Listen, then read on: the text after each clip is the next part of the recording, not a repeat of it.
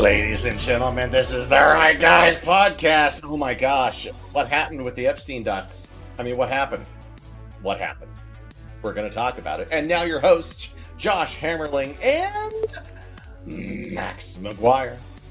Welcome back to another edition of the podcast. Been a while. Apologies, mostly my fault. Been traveling, been having to take care of kids. It's been a little bit difficult, but wanted to jump on because it's been so long. I miss Josh. I miss you too, buddy. But we have to come back together for this. Yeah.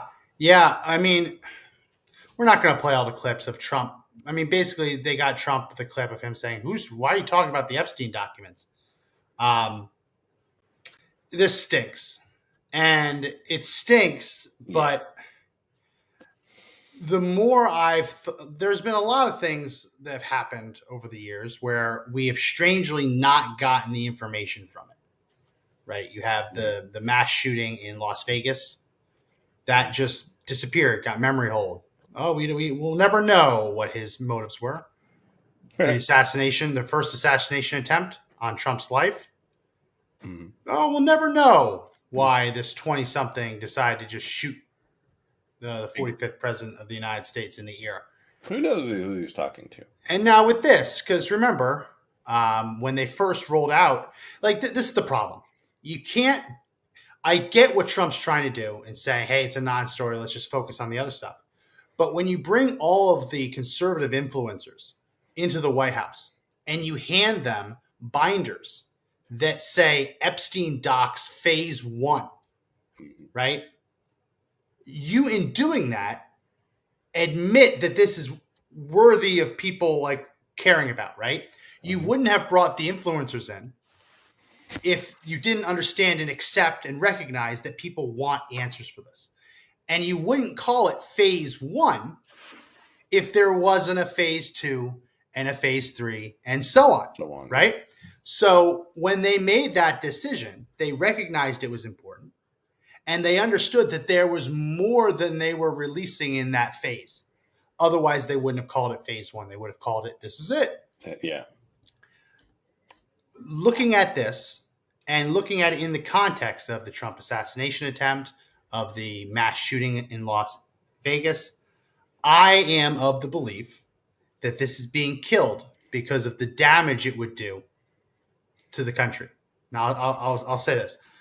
We know that the Las Vegas shooter, he had a foreign fiance, right? He had foreign ties. To me, that reeks of foreign influence.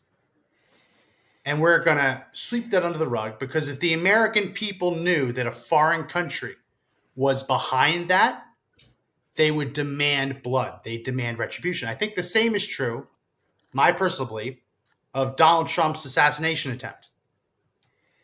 I believe that the reason that the first assassin just disappeared, we don't know, is because they dove into it and found either foreign ties or evidence of an inside job.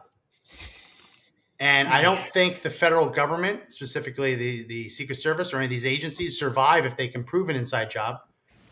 Or if you can prove it was Iran, again, people be calling for blood. It makes me wonder in this context, putting aside the CP, the really gross stuff that obviously can't see the light of day, it makes me wonder who would be implicated in this and whether it's been just decided in government that it's better for the country not to release this because it would just destroy so many people, so many institutions. I mean, you had President Bill Clinton flying to Epstein Island. I'm not explaining it and trying to explain it away, right? But when you have people that you know are going to be at the very top levels of power implicated in this, that's to me, because we've also seen Trump kind of say things like, oh, it would destroy people's lives, things like that. Where are you on this? Because obviously we don't know what we don't know. Where are you on this? So I'm sitting here thinking to myself that Ghislaine Maxwell went to jail because she was found guilty of trafficking under minors to people, and those were crimes committed. But you can't have a crime if that person wasn't trafficked to a person willing to pay Yeah. for those services, right? And those humans are pieces of shit if you're banging underage kids, right? So Yeah. that was from the start. Like, I want that whole list to go down. I want everybody on it to be brought to the light of day. I want everybody to know what was going on. Be damned to the damage you could do to other people or institutions, because the truth must come to light. That's where I'm at on it. You can't put her away for life, essentially, without there being people that were willing to pay. Who were they? Does this list exist? I mean, do they keep a black? We know it exists. We know it exists because that was an issue at trial on whether or not to bring in the little black book as evidence. And what the judge said at the time, and apparently both the prosecution and the defense attorneys both agreed, would be introducing the black book as evidence and reading the names would just be name dropping. It wouldn't affect the case, and it would just drag more people into it. So it was not brought in at trial, but that's still evidence, right? Yeah. So it's still been admitted into evidence. So they have it, right? That trial's over. So that judge's order that this can't be introduced, that's gone, right? There are privacy concerns. So if you have names, emails, addresses, phone numbers, which likely exist on that book, you can't share the phone numbers and the addresses and the email addresses. But if the government believes that, the other thing is, what if there are active investigations into these people? Yeah, that's the other piece, right? Like that's the part that I think is less likely, but still possible, that they don't want to release the list of names because some of the people on that list are being surveilled. Maybe they know that there's people on the list who are engaging this behavior. They don't have the evidence from Epstein to put them away, but they're actively surveilling to see if they do it again, right? Yeah. If all of a sudden you release their name, they're going to be in the wind and they're gone. They're off to a non-extradition country. You know what I mean? Because when you're talking about people this wealthy, this powerful, they could get that fix elsewhere, and they will if they know the government is onto them. So that's the other explanation I have that might explain it away. None of these are good answers, right? No, none of these are the transparency we were promised. I mean, people have been retweeting Don Jr. during the campaign trail, basically saying, "What does it say about the people who won't release the Epstein files?" You know what I mean? Those are damning comments.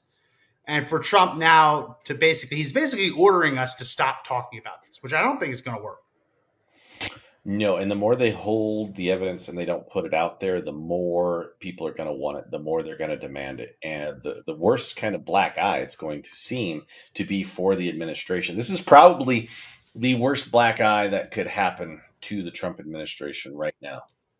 And the base is pissed. The people that wanted this stuff done, pissed. We have friends and family who wanted that list out there. We all know they've wanted that to go down. So, I mean, it doesn't look good. It's not a good look for the president. The other thing I want to throw out there is that, let's say a list does exist. You are in charge of the entire Department of Justice, and you want to get legislation through, and now you've got this thing called leverage on everybody on that list. And you want to talk about having some strong leverage to get the big, beautiful bill through, or anything else that might come down in the 4-year pipeline. I don't know if they're purposely withholding it or they're withholding it because they want to use it as a tool. Both are bad. But welcome to politics. Welcome to what the 21st century politics looks like. Well, so you hope that it's something more official, right? That, hey, we know you're doing this. You're going to bring us to the kingpins, the leaders in these movements, right? And you hope it's not like the FBI listening in on Martin Luther King fighting with his wife. You know what I mean? Like there's different, and the Russians call this compromise. We learned that from the Trump-Russia BS hoax. But the dirt, the blackmail material, the skeletons in the closet, you hope that it's more official, like people actively aiding. I didn't even think about that. Actively aiding in current investigations can't just release them. They won't assist anymore, right? Especially if part of that leverage is you help us and we keep it confidential. There's so many different things that could be stemming from this. I don't think it even has to be one answer or the other. It could be all these answers together, right? Of, we promise this guy we keep it secret and he's helping us. We're basically pressuring this guy. We're actively investigating this guy. And if they know that the president, that Bill Clinton was confirmed to do it, probably destroy the institution of the Yeah. presidency. I mean, they can have all of these excuses at the same time. It doesn't make them necessarily good excuses. But I think something that a lot of people learn the hard way is that it's very easy to make promises when you're outside of positions of power. Like people are saying that Dan Bongino is a pushover, that Kash Patel is a pushover. No, I think that you make promises and then you get into government and you realize just how hard it is to fulfill things like that. Like there are literal laws against releasing some of this information, right? Yeah. If they are an informant, there are laws against releasing informant information. So it's not as simple. It's not as simple. But now Ghislaine Maxwell is offering to testify before Congress, apparently, which is wild. She's got nothing to lose here. She's already been charged. Like if she comes out swinging on this, you're going to start seeing people object, and when they object, you kind of know who might be on the list at that point, right? What are the people that are going to feel like it's actually going to damage them? And that list could be long, and there could be connections to the CIA in this that we don't know. Yeah, the connections to Mossad. I mean, yeah, we don't know you hear how all these things. Yeah, we don't know how deep this runs, who's connected, and again, a client list is just a client list. It doesn't mean those people are engaging anything. It just means you had somebody's name and number and book, and that's not against the law, right? And that's kind of the situation like the flight logs. Like, Donald Trump's name is in the flight logs. Yeah, it is. He's explained that away. One of the flights he took with his wife and his infant child. His plane was in the shop getting fixed, and he needed a hitched a ride from Palm Beach to Teterboro. Yeah. Not to Epstein Island, Teterboro in New York, right? I think that's New York, yeah. So it's not like, but then they look and say, oh, Donald Trump's on the flight log. So if you release everything without the context, you can actually do a ton of damage. As we've seen the left doing in recent weeks, recent months, saying that Donald Trump is in the Epstein files. Yeah, he went on the plane with his infant child, with his wife, right? And he didn't go south; he went north to Teterboro. Yeah. So I mean, just in this episode, right? We're walking through all of these potential implications for this. It's always seems very easy, very clean. Just release it and damn with the consequences. Release the whole damn thing, and let's just get it over with. But you realize that it's not always as simple as that. And seeing what Bongino and Kash Patel have been saying in recent days, it doesn't look like they're going to resign. It looks like that might have been overblown. I've seen a lot of reporting that they were in a bit of an argument, but I think the whole like on the brink of resigning was a bit overblown. But I guess we'll see. But I think what's been a little concerning through all of this is I don't think that Donald Trump is as hands-on as people are saying. I mean, the left is like he's blocking it because he's on the list. It was a bit uncomfortable, though, to hear Donald Trump scolding millions of Americans for caring about this. Right? If you look at more people, I believe it's more people believe that Epstein did not kill himself than people who believe that we actually landed on the moon. And I personally, I believe we landed on the moon, right? Me too. But like that is the official narrative. We landed on the moon.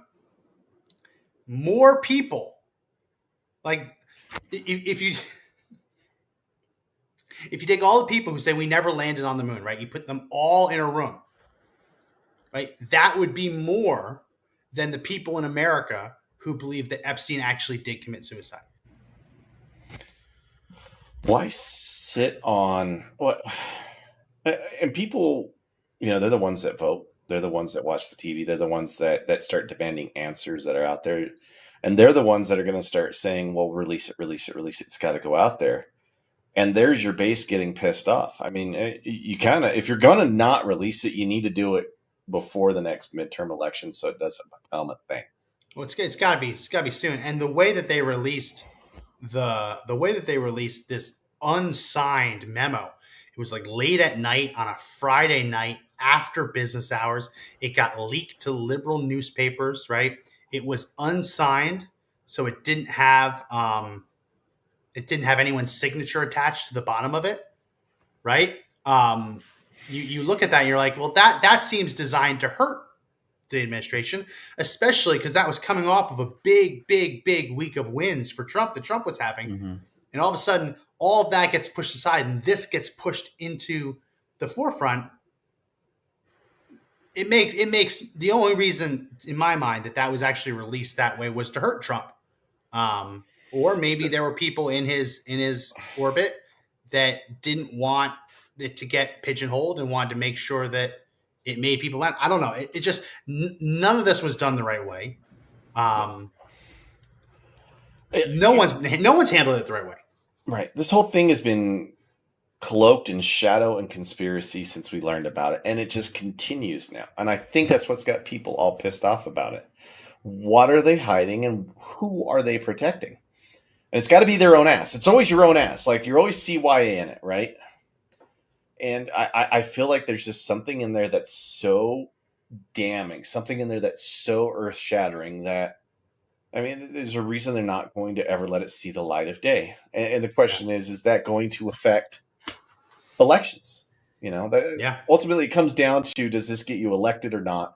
And but the left swinging in here and saying, like, elect us and we'll release the documents. Bullshit. You had it. They held them. They held them forever. Yeah. And if there are such documents that exist, how many people in their orbit are on that list who are regulars there? Because listening to Virginia Giuffre's Dead Man Switch, when she came out, the names she started dropping, with the big Barack Obama being there chasing the Island Boys and that, like, that's some weird stuff. There's powerful people on that list. There's leverage. I mean, there's so much there, Max. So, like, that's the question. What's in there that's so damning? What in there is so scary that you think it is a giant slayer? Because that's what it is. The evidence of this, and the evidence is some sort of giant slayer. And what does it get rid of? The FBI? Does it show the CIA was running a worldwide operation trying to get leverage? Well, because the CIA wants to run the world. I fear that the government knew he was trafficking kids and let it happen because he might have been an agent of the U.S. Some people have said he's the agent of Mossad, right? And they let it happen, turned a blind eye to obviously gruesome felony crimes, right? And to release those documents would be to admit that the government would essentially be complicit. And that is something that you don't come back from, right? If it's the FBI is tasked with protecting children. You look at what happened with, like, Operation Fast and Furious. Like, the government, the ATF is supposed to stop criminals from getting guns, and they deliberately let the criminals get guns to try and follow them back. Like, that outrage times a million if they were sitting on their hands and letting children be victimized. I don't think you can't come back from that, right? I mean, like, those are the kinds of things that the American people deserve to know. People responsible deserve to hang for that. But how do you come back? If that is what happened, how do any of these three-letter agencies ever have any legitimacy, right? I don't know. I don't know how you survive that kind of blow. And I'm not saying that means you shouldn't release it. I'm saying that there are real ramifications to this, right? That it's not always as easy as just release it all and let the people decide what's in it, what's good and what's bad. These are things you have to think through, and it seems very obvious that after releasing phase 1, all of the files on Bondi's desk, right? They were reviewed and they were put in the basket of no, the public isn't seeing this. And the problem is now we're going to wonder why, right? Yeah. We know the answer for some, that it was CP, that it was videos of children, right? Okay, yeah, that you explain that, but that wasn't everything, right? Everything wasn't. That doesn't explain away everything. And there are literal crime scene photos of hard drive upon hard drive upon hard drive. Yeah. I think the videos explain some of it, but not all of it, right? Well, Max, if you've got a litigation and you can prove that the person who forced you into the crime was a government agency, they're going to have to get rid of every conviction that existed that stemmed from that, because essentially the CIA and the FBI would have been entrapping anybody that was there. So there's legal ramifications that are all over this, just from that side of it. If anybody got busted, Yeah, that's there. But I also want to throw this. the entrapment. If they were the ones who like brought the girls there, right? That would We be don't one know. thing. But basically, to have someone listening in on a phone call and like letting it happen, that wouldn't be entrapment in the sense that entrapment is actually relatively hard to prove because Sure. in almost every instance, the person being entrapped has has shown some agency themselves, right? They have Sure. taken the initiative themselves in some capacity. There are some cases where people literally were tricked into doing something that they never would have done at all, Yeah. right? Yeah.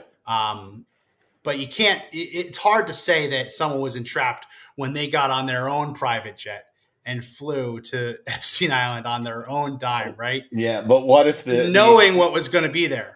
What if the CIA brought in these honeypots knowing full well what was going to happen? That's what the CIA does. And Yeah. like the legal gray areas start to get really scary. I also want to mention that this is kind of on the back of Clapper, Brennan, and Comey, who were all being shown to acting as agents outside of the U.S. government when it's been shown that the Steele dossier was fake. You've got essentially the CIA acting as a branch of government, right? And if this is in any way connected to the CIA, then you could show that the CIA was trying to manipulate people through crimes, and they were also trying to act as their own branch of government.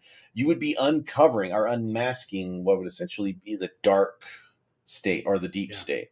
Deep state, right? yeah. And I think that's probably what it is. I mean, that's just my guess. Is there's so much damning evidence in there they want to keep because they're about to come down on Comey, Brennan, and the big players. I think it's to go after the big possibility. players. That's the other possibility. There are active investigations, and you can't reveal something if people on the list are being actively surveilled for this kind of nonsense. Even if you're just talking about the people who covered it up, right? Yeah, and you can't say a word. You don't want them knowing. Like you said, they'll just disappear. People of sufficient wealth just disappear off the face of the planet, right? You'll never see them again. They'll be in Tobago or someplace enjoying, a 4% return on their money. So you've got to. I think there's a lot going on here, and plus we know that Trump he holds cards close to the chest when he really wants to play a hand, right? We saw it with the bombers going to Guam right before he ends up helping Israel. So this could be a big ruse. There might be something at play here. So half of me wants to tell all of the local MAGA people out there, just be like, guys, let this play out, right? Yeah. Let this play out. We've seen him do stuff like this before. This might be just misdirection, right? There might be this bombshell that comes down in 30 days, and they're like, yeah, we couldn't say anything because we knew the shit was going to hit the fan. And that would be the best scenario, right? The struggle is that everyone calm down, wait for it. In the meantime, the shredder trucks are pulling up to the DOJ and the FBI, and this happens every week. Documents get shredded, right? You wonder what's in those boxes, right? What's in that burn bag at the State Department? It is very easy for things just to disappear, especially when they've been marked for no one can ever see this ever. Yeah, like the bag of cocaine. Yeah, bag of cocaine. So we'll see. We don't have any real inside information, but the way this looks, it looks like it's one of those issues of, I don't think it's Trump just saying, oh no one cares about it. No, that's him trying to spin it so that we all stop. And I will say it was a little bit enraging seeing Trump. I've supported Trump since he came down the golden escalator. Um, it was almost like a father scolding his children to stop paying attention, stop playing video games. Like, stop paying attention to this. It's not important. Um, it's not enough for me to like jump off the Trump train and start supporting Yeah. the opposite of everything I've ever believed. But it was the first time that I actually have been very angry with Trump, not because it was particularly hurtful, but because he was just so wrong. Yeah. Like, And that's what's pissed it's people not off. often that he comes down on truly the wrong side of an issue. Which makes me think he's really just trying to keep it quiet. He didn't. He's like, why are we just talking about this in one of those interviews, especially when they were doing it was the post flood interview where those little girls had all those poor kids died in the Mystic Texas floods, right? He's like, why Yeah, are we still talking about this when we should be talking about this poor tragedy and taking yeah. care of it? And that's the moment where I thought he's like, there's something at play here. He's not telling us. He wants to, Yeah, but he I can't. understand. I understood in that context of like, hey, we have an emergency going on. I get that. But yeah, it reeks of him. It seems to me that there has been a decision that no one can see this, Yeah, and again, it's probably one of the reasons that we've already talked about. I Um, agree. so we'll I agree. see. We'll see. The other big story. Have you been following the auto pen? Because Biden and his lackeys Oh, are making some confessions to the New York Times that, I mean, so this is why, like I told my wife this recently, just in case, you don't talk to police. I like no. police, I support police, but if there is a law enforcement officer who is ever in like an investigatory posture, right? It's one thing like, oh, you're at the county fair and the police officers have a booth. Yeah, talk to them. You see someone, hey, I'll pay for your coffee, whatever, right? But if Mhm. if you get an offender bender, right, police officer's not your friend. If your neighbor calls a noise complaint, police officer's not your friend. Never talk to the police ever. Yeah, get a lawyer. Never ever, right? Because the reason is everyone already knows this is saying anything you say can and will be used against you. But Yeah, absolutely. what a lot of people don't know is that if you tell a police officer something that can help your case, and then in court you ask the police officer to recount what you said to him, that gets disallowed for hearsay, right? So nothing you say to the police officer can actually help you. It can only hurt you, right? And so I think the same is true with reporters. Anything, especially we know how the media is, anything you say can and will be used against you. Joe Biden is not nearly smart enough to sit for one of these interviews and not hurt himself. There's no way that he can actually probably give an interview or any testimony because at this point he is so far gone. There's no way to know what the truth is or isn't. And seeing the way that the auto the auto pen was used to sign all this stuff, man, they knew that a long time ago. So who's Mr. Autopen? Who's the guy that they were putting behind that stuff? I just saw his name, Neats Freets. Oh, I Yeah, I just mean, lost it. I I was lost it just too. looking at it too. But apparently, there was a video from what's his name, from James O'Keefe, where Mhm. people had been telling his operatives that this guy was the second most powerful person in Washington because he was the advisor who was able to make things happen with the auto pen because that's what Biden wanted. Let's see if we can find his name. Jeff Zients, Yes. Yep. Zients, Yes. Zients. Yeah. So this guy was the second most powerful man in the That's the country. video I saw from James Woo! O'Keefe, one of his undercover reporters, basically entrapped a government official who was recounting that this guy was one. It was him, and then I think he was tied with the chief of staff because he was the advisor who would basically sign off on these pardons and say, "Yeah, that's what Biden wanted." And so, just to explain, you can all go read the New York Times. I think that some of the analysis is taking a little bit of liberties with it, but what Biden basically said is on the last day of his presidency, January 19th, he met with his advisors. He claims he met with them till 10 p.m. That is something very easily proven wrong, true or false, right? You subpoena all of the White House, the cleaning lady, the cook, right? Everyone. Mm-hmm. What time did Joe Biden go to bed the night before Inauguration Day, right? What time did he go to sleep? Every piece of evidence we have is that Joe Right. Biden went to bed early, Yeah. right? I mean, they know his mealtime. They know where he was Yeah, and what he was yeah. doing. So that's very easily proven. But what Joe Biden has said is that at 10 p.m., he met with his team till 10 p.m. and explained the kinds of people that he wanted pardoned broadly. The team then decided who fit into that category. Right. So what it sounds like is he probably named a couple people by name. He probably named Mark Milley by name, right? Because he was one of his advisors at the time. He probably named Fauci by name. But I think but the reporting I've seen, that he more broadly, loosely described as you have to pardon whoever Trump's going to go after, right? Mm-hmm. So the determination on who deserves the pardon wasn't made by him, wasn't made by the White House counsel, the pardon office. It was made by his advisors who said, okay, he said all these people, so this is who we think he means, right? Wow.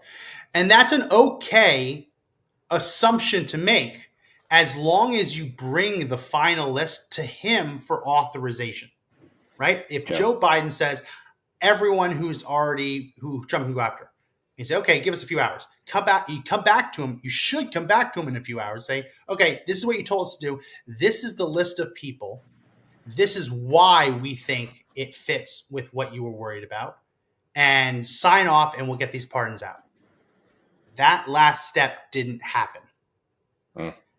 He never authorized the actual list of people. So when you read it, it includes the January 6th committee and its staff. There is no way in hell that I think that Joe Biden probably mentioned Milley and Fauci by name. I guarantee he wasn't ever presented with some of these names, right? We're not talking about the congressmen themselves. We're talking about the staffers who were working on the committee. He was never presented with that name, and yet they got a pardon with his signature on it. I'm sitting here thinking about being a Milley, right? Who's just called the Chinese chancellor saying, you know what, don't worry about it. I'm not actually going to launch any missiles if Trump decides, right? That is almost textbook treason if you look at the way the law is written. It is. And he gets an auto pin pardon. Yeah. So does Fauci. I mean, so why do they need the pardons? And two, do those pardons stand? Because was he really aware? I mean, if Joe Biden, the president has to physically sign, right? There's going to be this big argument over what the president must sign means. He has to. Technically, he could orally pardon people, but there need to be a record of it, right? He has to be on camera or audio recording, right? And it had to be 100% proven. With deep fakes and AI technology, I don't think that'll ever fly anymore. Yeah. In the past, you probably could. But you have to prove that he did it, right? You have to prove at the end of the day that Joe Biden pardoned these people. Now, for the longest time, it's been the signature. That's his signature. Oh, yeah, it's Joe Biden's signature. And even if he didn't read the pardon, even if someone shoved it in front of his face and he just signed the bottom of it, it's still him accepting it, right? You can't overturn a pardon because he didn't read the name and the details, right? You gave it to him. He either reads it or doesn't and signs it. In this case, he didn't sign it. So the only way you can make the argument that it was still a real pardon is if he told his staff to pardon these people. But what they've admitted to the New York Times is that Joe Biden did not affirmatively tell his staff to pardon these individuals. He gave his staff a broad description of the kinds of people that he want pardoned, the ones who could be attacked by Trump, and his staff made the decisions and signed on his behalf. That is not the same, right? No. Like it might seem trivial, it might seem like a technicality, but there's a big difference between the staff taking it upon themselves to actually follow the orders, make the list, and then say, oh, I think this is what Biden wants, versus them printing it out, handing it to him, and him signing it. There's a big legal difference. And I think that one of the reasons you're going to see this not go as far as it really should is, what would that mean if you can prove they did it for this? What about pieces of legislation? What about sanctions? What about regulations? What about executive orders, executive actions, executive proclamations? Yeah. Like Article 1, Section 7, something like the Constitution talks about how the president must sign. Like, Yes. there's also the act that he must physically sign it himself. Yes. That's going to be the argument. Because now, what happens when we start talking about Francis Biden, James Biden, Sarah Biden, John Owens, and Valerie Biden getting their pardons on the day that he could have been asleep? Did he actually physically write that pardon? And that all happened on January 19th. All the big names happened on the 19th, the day before he leaves, including the members of Congress. Apparently Hunter's was signed with his hand. That's what people are saying. That one doesn't surprise me. And it wouldn't surprise me if he made the decision, pardon my son. I don't doubt that he wanted that done, right? And I don't doubt that he wanted his family done. It's the broad declaration of, we need to pardon the people that Trump might go after. Well, that's not a class of people you can pardon. Yeah. You can't pardon that class of people. It has to be definitive. The president's declaration has to be specific enough that people understand what he's talking about. It's insane, man. So, I mean, do they start going back and looking at all the signatures now and saying anybody who might have been auto-pinned, like it's null and void? Does that go to a court? I mean, does a magistrate sit there and say, you know what, yes and no? I mean, who's going to start making that call? And that's going to be a lot of red tape, right? I'll answer that, but it just reminds me of when Jimmy Carter pardoned all Vietnam draft dodgers, right? He identified a class of people who dodged the draft and broke the law. They're pardoned, right? If anyone was to be prosecuted for that, they could then go back, point to that, and say, I fit the category that he described. I did what he said he was pardoning. I was one of those people. Here, I can prove it, right? Flip it to Joe Biden's. The only affirmative thing you can find is that Joe Biden wanted pardoned anyone that Donald Trump could go after. That is not a black and white thing. Mm-mm. Whereas someone can prove, oh yeah, here's the doctor's note I forged, so I didn't have to get drafted, right? That you can prove. You can't prove like, oh yeah, I was definitely one of the people that he meant. Trump definitely would have gone after me. Of course not. And the challenge is, how do you break it? How do you bust through it? How do you chip away at it? There's two lines of thinking. You find the person least likely to have their name have ever been put before Biden, like one of the staffers, right? That you can absolutely prove beyond any doubt committed a crime, broke the law, whatever. And you charge them.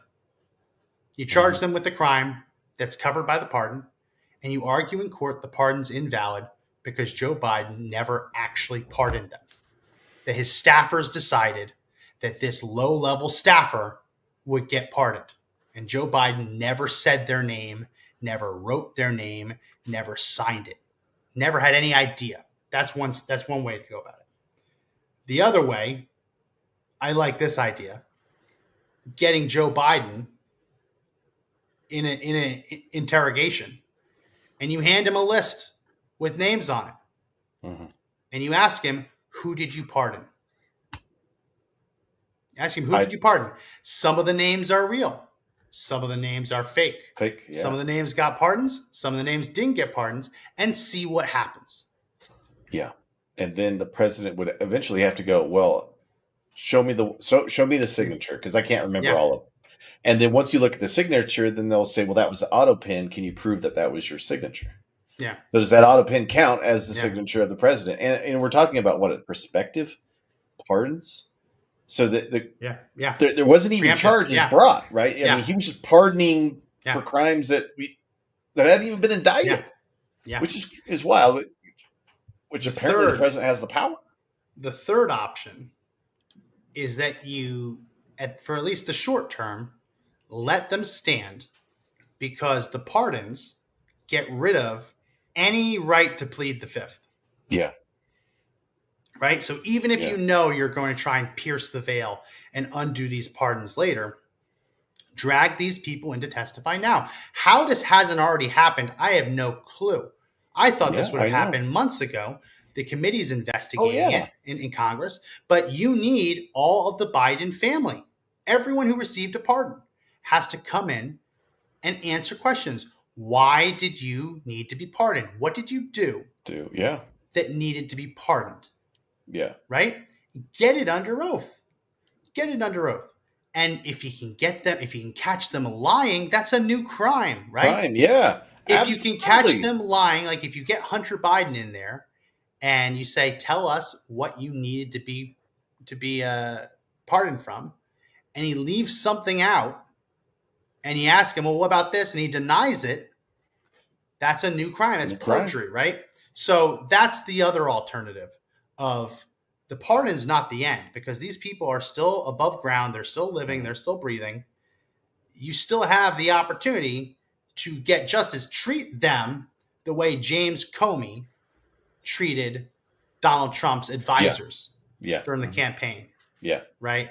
Flynn. Yeah, how he treated Mike Flynn. Treat them the same damn way. Yeah, Get them under oath. And absolutely. if at the very least that process forces Anthony Fauci to spend any of his fortune that he's gotten over the years from patents and things like that on his own defense and has made him nervous, maybe given him a panic attack. If that's all you accomplish, right, Right. then it's still worthwhile. Yeah. Because what you also need to do is to make sure that this never happens again. Yeah. You can't just say, oh, well, that's how it is. Presidents go to sleep and the staffers just sign off on pardons at 10:30 at night. That can't be the world we live in, right? So you can't let it go. You got to push forward.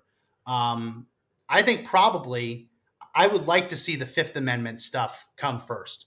Get them all in to testify, right? Maybe that testimony wouldn't be admissible later if the pardon is thrown out, but get them to testify, walk them into perjury traps. Yeah. Because It's not hard to do. even if they admit to the crime or even if they deny it, it would be some form of perjury. If they deny that they committed any crime and it comes to light that they did, they would be caught in that perjury trap. Yeah, right? you always have the right to plead your innocence, right? Yeah. So generally, if someone's guilty and in trial they said I'm innocent, they don't usually get hit with perjury charges, right? But actual fact patterns of like, well, did you do this? Not just generally innocent. Did you do this? No. Well, if you prove you did it, it's perjury, right? Yeah, no, it's there's no reason to walk away from this. They gotta dive deeper. They gotta speed this thing up too, right? Unless it's just not priority with the administration. It may just not be. Like they may not give a crap. Now, Well, this has got to go through Congress. This has got to go through Congress, unless you want to go through the actual charging one of them and seeing if you can pierce the veil and break it up. That would come through the DOJ, but everything else would be through Congress. crap. I just forgot what I was going to say too when it comes to try. Oh, it's probably why they're going after Comey. They're going after Brennan and the other guy, right? Because I think it makes more of a point to go after the big name players and the low hanging fruit they know they can get right now. This is it's a good comments from Chandy. With 3 or 4 versions of the AutoPen signature, could it be argued that in that regard, it's not his signature? I know we've seen the likelihood that one of his auto pens is probably Jill's. Yeah, we've covered that in the past. I think that is a very important point. Why are there 4 auto pens? Why are there 3 to 4 auto pens? I could understand one that, oh, this is for a very formal, like really nice script, and this one's chicken scratch. But 3 to 4, especially when we've proven pretty definitively, at least just through basic side by side analysis on this show, that at least one of them was likely Jill Biden signing for him. Yeah. That's the other thing. Even if the president orders it, if the auto pen is Jill Biden's signature, right? That's not the president's signature. Not the president's signature. No, and then you're talking about a whole new can of worms that are going to open, and people would truly be like trying to CYA after this one. So why not go after it? Why not put the screws to people with this? Why? They have to, but they have to do better at walking and chewing gum at the same time, right? Yeah. All this talk about the White House doctor, go down that path, right? There is no. So the doctor, for everyone who doesn't know, Biden's White House doctor. Can you pull up the name while I keep talking? He basically pled the fifth, and that got a lot of headlines because, oh, what crime is the doctor committing? He pled the fifth to avoid being incriminated for violating HIPAA. Kevin O'Connor for violating HIPAA.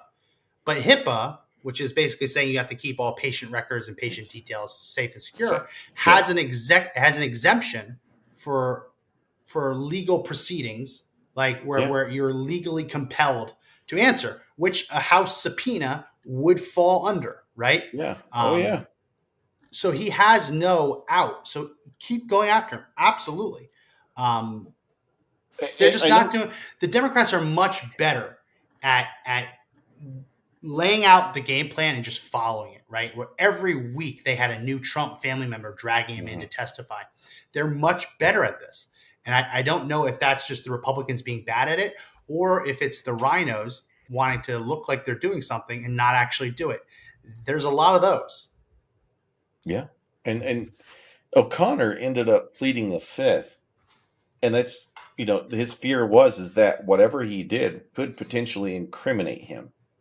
So clearly they knew something was going wrong from the start.